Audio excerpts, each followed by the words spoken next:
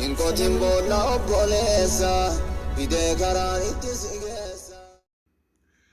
Assalamu alaikum warahmatullahi wabarakatuh. Kam jirtan kabajamtuu hordoftoota chaanaala gola dubartootaa fayyaa keessanii. Egaa nagaa jiraa fi miti nagaa wal gaafachuuf aadama Oromoo waan ta'eef Oromoon bakka booyallee yoo dhaqe hirimii eega baafatee booda nagaa wal gaafata. Maaliif jenna inni nagaa waan ta'eef Oromoon hamminne waan namatti yaanneef Oromoon qulqulluudha waan ta'eef nageenyi bakka gaddaa kamiillee hin dhabamu.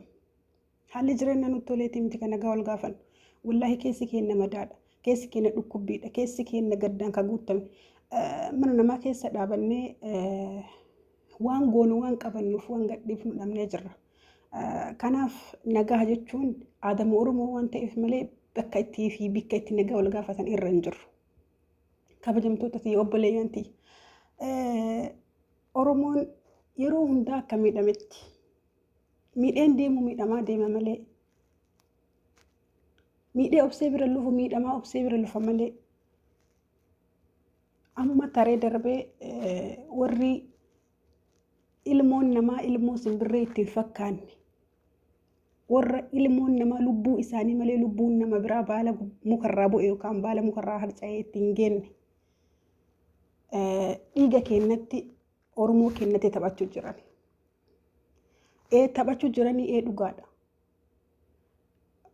Ati ka Oromoo deeggartuu fi ka Abiyyiin deeggartuu fi ka waan biraa deeggartuu walaa marroo deeggartuu walaa maarii deeggartuu bakka sana hin jirru ammoo obboleeyyantii. Wanni irraa haasa'uu qabnullee kanuma.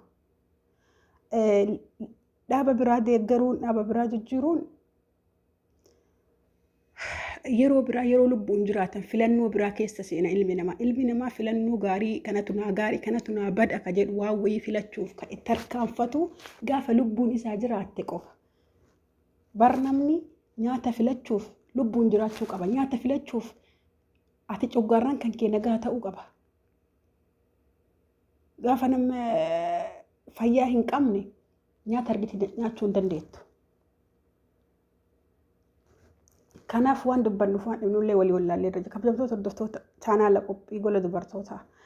Wallaahi guyyaa hadhaan sagantaa biraa duun taane sagantama waa'ee uummata keenya biyya dhumataa rosan irraa haasa'uuf tokkoffaa wanni amma yeroo kanatti irra caalaa nan dhagahamee ni hammeesse uummata dhumaaru osoo argan obboleeyyan keenya tokko uummata keenya ka dhumaaru osoo argan kareeffi isaanii reeffa simbirree hanqatee irra ejjatanii ibiddatti qabsiisanii bira dhaabatan osoo arguu jirru suuraa Abiyyi haa ta'u, ka Jawaarii haa ta'u, ka Marroo haa ta'u, maalii haa ta'u lapheetti ammatanii namni tokko obboleeyyanummaan ta'e kan argaa jirru uf bira kaayanii achi sirban achi akka waan gaddaa ibsatan.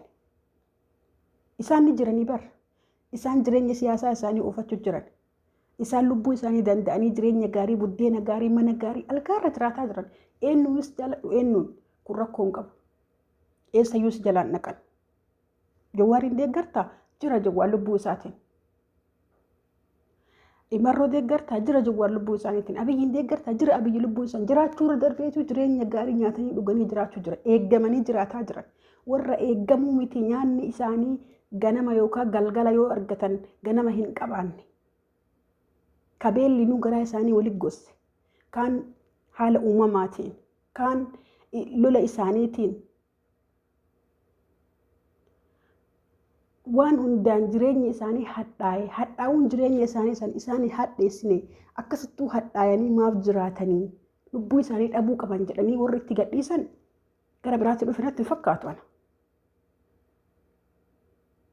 Kama argaa jiran biyya tokko bar mootummaan tokko yoo bulchu mootummaan bulchu sun waan tokko dhaabuus danda'a akka itti fuufus godhuu danda'a. Ka akka dhaabatu godhullee silaa mootummaa sirra jiru. Ka akka itti fuufu godhullee isuma. Akka dhaabatu godhuu hin barbaanne inni Oromoodha. Mootummaan asirra jiru kuni waa'ee isaa haasa'uuf maalii birallee duun taane Oromoodha sirri kaasamuu qabullee isa kan irraa gaafatamullee yeroo mootummaa kanaatti illee seenaan galmaa'u jira. Kaleessa gaafa harka muraa fi harma muraa aanolee jennee haasofnee waan biraa haasa'uu jirru bari gaafa san harkaaf harmatu nu murame. Hadha immoo as hin geenne beeka gaafa san waan lubbuu waan lubbuun jiraataa jirta jechuudha yeroo san harkallee muramtu harmallee muramtu gaafsa lubbuun ni jiraatta. Har'a garuu morma muranii jechuun morma muran jechuun jiraataa jirtu harkas muramtee harma muramtee namni biraa dalagees nyaachisuu danda'a ati warqi tokko si hafeen jireenya biraa oofachuu dandeetta harmallee muramtee ilmoo haatillee aanan malee guddisuun hin danda'ama laakiin gaaf mormi sirraa murame hoo jireenyi kan keen jiru jechuudha kakaleessaattu caalee nu dhufe malee kakaleessa harma muraa harka muraa jennee haasofnu daranuu haay sun isin hin geenne harka muraa harma muraan homaa isin hin goone kana isin dabalaa seenaa keessa kaayadha jedhanii nu dabalan morma nurraa muruu dabranii jechuudha kana hundaa kan uffide walii galla uduu jennu walii galtee dhabuu kenna wal jaalanna uduu jennu wal jaalachuu dhabuu kenna wal taana uduu jennu wal ta'uu dhabuu kenna har'a mootummaa sirri jiru kanas yoo ta'e Oromoodha ol bultii Oromoo beeka Oromoodha keessa guddate beeku ani waan biraa haasawunnatti hin tolu Oromoo keessa guddate Oromoon rakkinni akkamii qabaa beeka kabeelli isaaniitu isaan tume ka rakkinni isaaniitu rakkin nam tolcheef uumamaa isaanirra faraqaa isaan itti wal jijjiire inni ammoo lubbuu isaaniitiin taphachuun uduu argu dhiisuun bar karaa kamiinuu mootummaan dandeettii qabu nama humna qabu ka bosona galee mootummaa wal morkutumuuf jecha miskiina homaa hin beekne irratti gubbarraa akka waan daangaa fakkeenyaaf akka waan Saa'udii fi Itoophiyaa wal dha'uu jirtu akka waan Iraanii fi Iraaq wal dha'uu jirtuutti dirooniidhaan uummata gubbarraa fixa biyya isaa keessa sanuu Oromoo keessatti bakka keessa guddatee nyaatee dhugee as gahe keessatti wallaahi hedduu qalbii nu cabde silaa nuti gaheen kennaa mana arabaa keessa dhaabachuullee haa ta'u malee namni gaafa walii galee afaanillee jijjiirama wayii fiduu danda'a miidiyaa kanarratti illee jijjiiramna wayii dhufuu danda'a obboleeyyanticha amma yeroon itti yeroo waan biraallee hedduu haasofnuu miti yeroon itti yeroo itti bakkuma jirru bara isaan kun oofanii uummanni Oromoon baqatee bakka biraan jiraatu ni beekanii baqatanii itti galan malee warra miskiinuma akka Oromoo dhufee Oromoo jala baqatee galee akka hin jiraachifne uf jalaa eegalanii uf jalaa ciruu eegaluu akka godhamuu qabu ummata godhu jiran fakkeenyaaf ilmoon Amaaraatti akka tarakkattee dhuftee maal taatee akka isaan quufanii kanaa miti Oromoo keessa galtu ni jirti Oromoon aaree dallanee ilmoo Amaaraa gabbahee rakkattuu akkas Oromoo jala galtee jiraattu san morma muranii akkan akka godhan gochuu jiran sanillee godhuuf akka namni ufin qusanne godhu jiran kanaaf kabajamtoota obboleeyyantii mee yoo danda'ame tokkoffaa wanni ani asirratti isinii himu tokkoffaa du'aayii godha rabbii waan hundaan qallalcha waan hundaan salphisa waan dhufe kana faallaa biraatiin nu jijjiiruu mala waan ta'eef du'aayiin qadarallee ni jijjiirti jedhani rabbii kenna halkanii guyyaa sagada shanan keessatti yeroo hunda yaa rabbi asin argitaa dhiiga kenna ilmaan kennaa kajjige abbootii kennaa haawolii kennaa kajigan mucatti wayuu argitanii jiraatan biyya Dubaay keessa jiraatti namni sadii haadha abbaa obboleessa bakka tokkotti dhumatan jala tarii wanni isin abdattee rabbii waliin jiraataa toora san ta'uu danda'a mana kennaa dhufa ka Harargee dhufe Jimma dhufe ka Jimma dhufe ka Wallagga dhufe Arsiin dhufe ka Arsii dhufe kuni Arsiidha kuni Wallagga jedhuu hin dandamu gaafa Wallagga booye Arsiin akka boo'u beekuu qabna gaafa Arsiin gammadee Wallagga akka gammadu gaafa Wallagga gammadee Arsiin akka gammadu beekuu qabna obboleeyyanticha ka sammuun itti taphattee ammoo Wallagga keessa Wallagga jecha jedhu sammuu akka kiyyannaa fudhataman qabu Oromoodha bakka Wallagga boo'aan jirtu Oromoo hunda boo'u jira haadha mara boo'u jira miskiina bakka maraatti boo'u jira bakki kun bakka qoodummaa fi itti wal qoodanii kun Arsii kun Wallagga kun Salaalee kun Jimma jedhanii miti ana ka dhiigu jiru ka boo'u jiru ana Oromoodha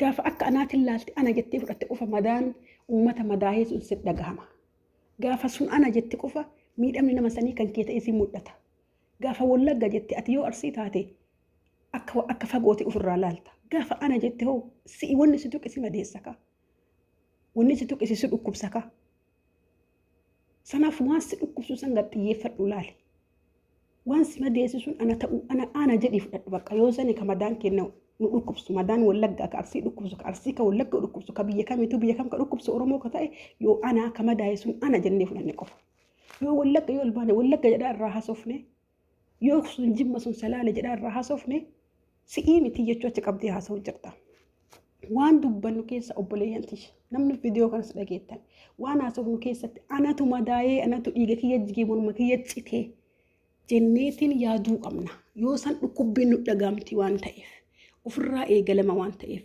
dhukkubbiin haadha boottuu ka ilmoo ajjeesanii haadha ajjeesanii ilmoo dhalattuun waa'ee kanaa beekte yeroo kanatti bar ilmoon biyya biraa ashangulliitti taphaa bitaniif taphattiin malee dhiiga namaa lafa laalaan boottu dhiiga haadhaa lafa laalaan boottu silaa yeroon kun yeroo bakka taphaa fidanii daa'imman duchiisan malee gizee reeffa haadhaa qabachiisanii reeffa haadhaa harka tokkoon qabattee harka tokkoon boottuu miti ilmoon waggaa 3-4 rabbii waan nuuf fideefisuma beeka. Kaan ammoo namni miira keessa galee waan baay'ee haasa'uu danda'a. Ani wanni guddaan viidiyoo kanarra isiniin jedhu tokkoffaa waliigaltee cimaa godhuu qabna. Lammaffaa wal ta'uu qabna. Karaa miidiyaa qofa otoo hin taaneen karaa jiruun. Sadaffaa madaan keessan madaan Wallaggaa kiyya jennee fudhachuu qabna. Wallaggaa Arsii Jimmaa jechuu otoo hin taane ana Oromoodha ka madaa'e ka dhiinni isaa cite ka mormi isaa jige ka mormi isaa cite ana. Jedhii haasa'ii akka madaan kan kee ta'ee si mul'ate si dhukkubsee hirriba si dhoowwutti. Rakkoo nu keessattu ka siyaasaallee dagalee qabadhu ka Jawaariin of jala qabdee deemtu ka Abiyyiin of jala qabdee deemtu ka Marroo of jala qabdee deemtu kuni jireenya gammachuu irratti filannoo filatta. Jechi kuni hojiin kuni ka jiraachuuf jiraachuu dhabuu qofa. Malee ka filannoo biraa keessa of jala qabnee suuraa uummata jiruu akka fedhe jiraataa of jala qabnee uummata miskiin irratti waan biraa haasofnuu miti. Dubbiilee isin dhaaressee guyyaa hadhaa mata duree ijoo tokkoffaa du'aa rabbi bo'uudha lammaffaa waliigaluudha sadaffaa waliigalteen kennamu dhukkubbiin Wallaggatti dhiigni jigaaru anaa dhiiga kiyya jigee morma kiyya cite jechuu qabna isiniin jedha. Kun waan miidiyaan hundi haasaaru garuu keessa nama dhukkubsaa namni waan yaade dubbachuu qaba jechaaf malee waan haarawaa miti. Egaa inshallah rabbiin keenya nu dhageessisu. Assalaamu alaykum wa rahmatullahi wa barakaatuh.